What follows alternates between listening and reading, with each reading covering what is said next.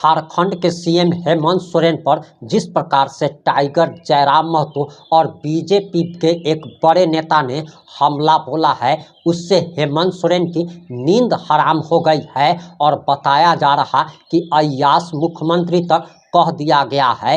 यहाँ तक कह दिया गया है कि हेमंत सोरेन अपने पिता के पुण्य प्रताप से ही सीएम बने हैं। 2500 रुपये जो उन्होंने झारखंडियों को लालच दिया, उसी लालच के कारण वह सीएम की गद्दी तक पहुंचे हैं। और आखिर टाइगर जयराम महतो ने और बीजेपी के बड़े नेता ने हेमंत सोरेन की कैसे नींद हराम कर दी है, ये तमाम बातें इस 4 से 5 मिनट की रिपोर्ट में हम आपको बताने जा रहे हैं। जोहार, नमस्कार, मैं प्रिंस कुमार सिंह और आप देख रहे हैं पॉजिटिव टॉक्स। अगर अभी तक आपने चैनल को सब्सक्राइब नहीं किया है तो खबरों से अपडेट रहने के लिए कृपया चैनल को सब्सक्राइब कर लीजिए। और जो लोग भी ऑलरेडी कर चुके हैं उन तमाम लोगों को सहृदय धन्यवाद। अब वापस आते हैं हम अपनी खबर पर। और आखिर टाइगर जयराम महतो ने हेमंत सोरेन की कैसे नींद हराम कर दी है, आखिर बीजेपी के बड़े नेता का क्या बयान आ गया है। सबसे पहले आप टाइगर जयराम महतो का ये वीडियो देखिए, उसके बाद हम आगे आपको बीजेपी के बड़े नेता का भी बयान सुनाने जा रहे हैं। हर घर की वैवाहिक कार्यों में, रस्म रिवाजों में अपना क्षमता के अनुसार सहयोग करते थे और एक बड़ा सुंदर सामाजिक अवधारणा और ढांचा बनकर हुआ करता था। लेकिन आज विगत कुछ वर्षों में ये सच्चाई है कि लोगों ने धार्मिक जो विषय हैं उनको राजनीतिक तौर पे उभर कर सामने लाने का कार्य किया है, जिनसे राजनीतिक लोगों को बड़ा लाभ मिला है। लेकिन आम व्यक्ति कहीं ना कहीं उन क्रियाकलापों के कारण बहुत ही मतलब कह सकते हैं कि अपने आप को एक रसातल में चले जा रहे हैं। तो इसलिए इस देश के बुद्धिजीवियों को मेरा उनसे अपील होगा कि आज आवश्यकता है इस देश को जो धार्मिक मतभेद उत्पन्न हो रहे हैं उस मतभेद से दूर करने के लिए सभी धर्म के बुद्धिजीवियों को सामने आना चाहिए और एक विशेष संदेश इस देश को, इस राज्य को देने की आवश्यकता है। मैंने पहले कहा कि मैं महतो समाज का बेटा हूं, लेकिन जरूरी नहीं कि मेरे समाज में जो परंपराएं हैं, जो नियम हैं, जो कानूने हैं, जो दस्तावेज, मैं सारी चीजों को जानता हूँ। मुद्दे पर क्या बोलेंगे? देखिए, खेदजनक है जिन लोगों ने यह कार्य किया है, निसंदेह उन पर कार्रवाई हो।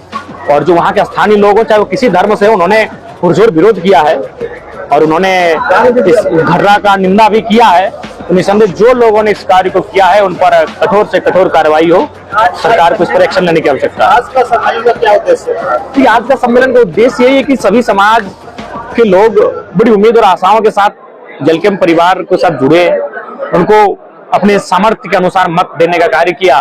तो लिहाजा सबका साथ सबका चलेगा कैसे, हम लोग सब एक यूनिटी के साथ बनकर बढ़ेंगे कैसे, उस पर चर्चा परिचर्चा है। और लगातार नियमित समय के अंतराल में लगातार सभी विंग, सभी विभागों से बातचीत होती रहेंगी ताकि हम लोग इस परिवार को जो एक प्रगाढ़ संबंध से और मजबूत किया जा सके। आप पे काफी आरोप लगता है कि फोन नहीं उठाते आपने करीबी कार्यकर्ता हो रहा है। मैं देखिए, सवाल ये है कि फोन को हमारे कार्यकर्ता ही वो इतना प्रचार कर चुके हैं कि पूरे राज्य, पूरे देश से लोगों का कॉल आता है और मामूली से मामूली विषय पे चलाता है। तो इसलिए क्या होता है कि जब उनका इंपॉर्टेंट कॉल आता है तब तक कई ऐसे लोग होते हैं जो अनावश्यक अपनी बातों को कैसे है, हम तो मतलब सिर्फ जानने के लिए कि फोन किनका है हम सेव कर रहते हैं, जांच रहते हैं। तो इसके लिए हमने एक प्लेटफॉर्म तैयार किया है कि आप कम से कम हमारे साथ साथ हमारे जिस पंचायत से आप हैं, चलिए ठीक है, प्रखंड बहुत बड़ा होता है, कम से कम आप अपना पंचायत अध्यक्ष का नंबर रखिए। आप निश्चिंत डायल किया, अगर हमारा नंबर डायल कर नहीं रहेगा अपने पंचायत अध्यक्ष को डायल कीजिए, तुरंत आपको हमारी गाड़ी तक जहां हम हैं उस इर्द गिर्द आपको पहुंचा देंगे, ये गारंटी है। एक सवाल देगा जरूर था कि क्या गरीब बच्चों को बेहतर शिक्षा लेने का हक है या नहीं? अगर है तो फिर प्राइवेट स्कूल जिस प्रकार ब्लैकमेल कर रहे हैं, शोषित कर रहे हैं, वो कब तक बंद होगा? देखिए, उसके लिए सरकार को अपना जो एक्शन है उसे स्ट्रिक्ट करना होगा। ये सच्चाई है। हमारे बहुत सारे मित्र हैं जो आज डीओ के पोस्ट पे कार्य कर रहे हैं। उनका कहना है कि छोटे जो विद्यालय हैं प्राइवेट, वो मान लेते हैं डीओ का कहना, लेकिन बड़े जो विद्यालय हैं वो हमें ही आंख दिखा देते हैं। तो इससे उनका मनोबल बढ़ा हुआ है, ये सच्चाई है।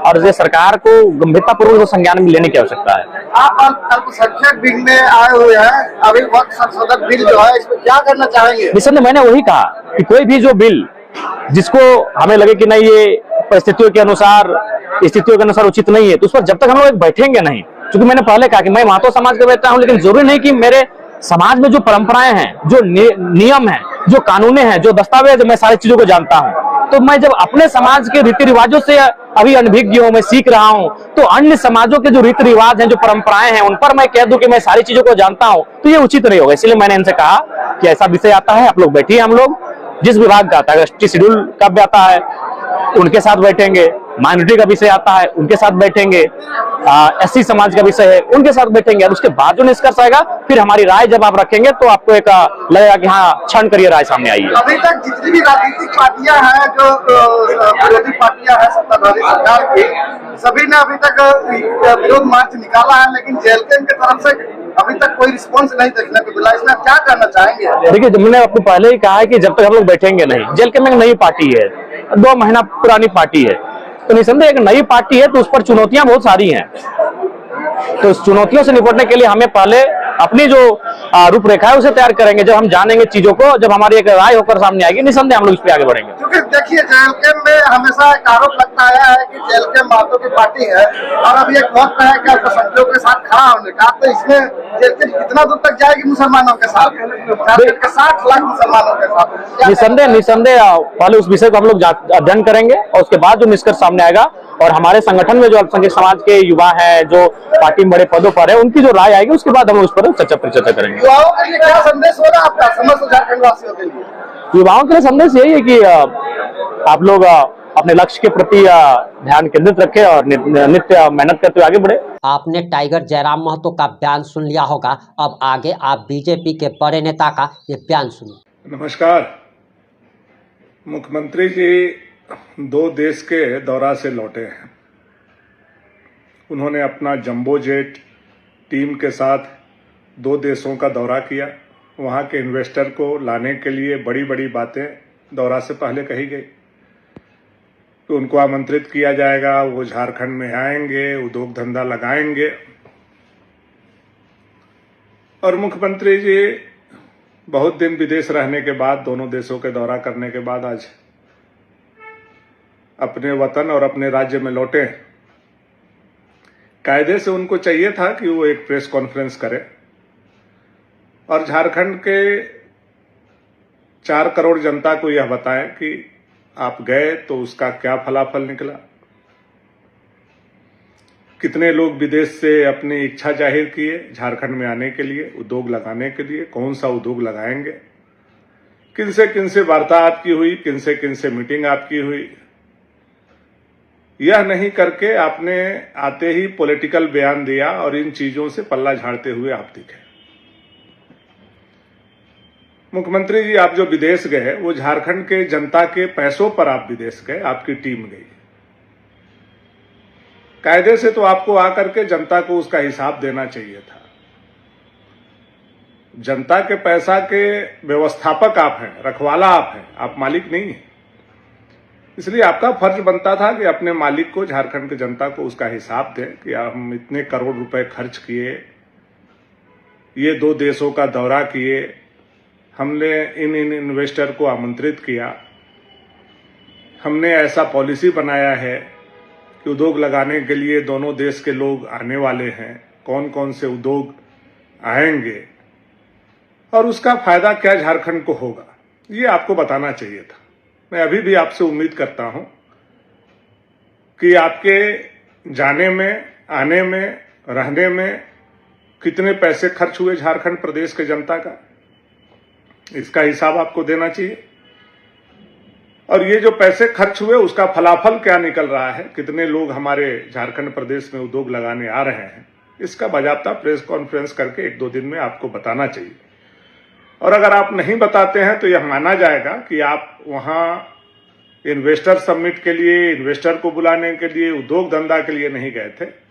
आप एक पारिवारिक टूर करने गए थे, आप मौज मस्ती करने गए थे, झारखंड के जनता के करोड़ों रुपया नाश करके आप ऐश करने गए थे।